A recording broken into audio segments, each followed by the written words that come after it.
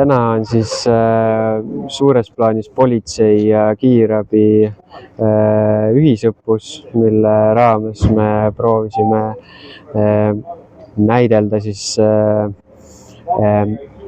sabotaažiaktide ahelat.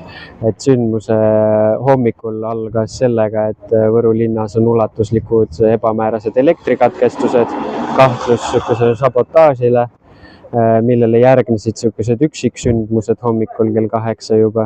Üks neist oli Vasseliinas ja teine oli siis linnas, millest ühel juhul siis toimus ka drooniplahvatus, siis kui ametkonnad olid kohal ja vaatasime seda reageeringut, kuidas nii-öelda ametkonnad reageerivad, kui droon on õhus ja neid ründab, et kuidas see varjumine ja see pool on. Ja kulminatsiooniks siis see Kagu-Keskuse intsident, kus siis relvastatud pahalased sisenesid kaubanduskeskusesse. Mis ametkonnad siin koostööd tegid?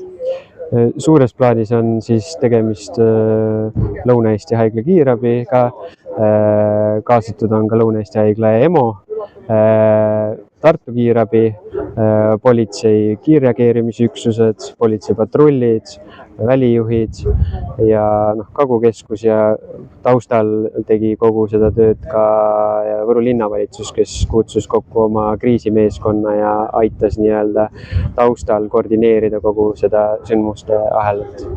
Kuidas seni õppused läinud on? Seni ma arvan, et selline mahukas korralduslikus pooles võiks öelda, et väga hästi.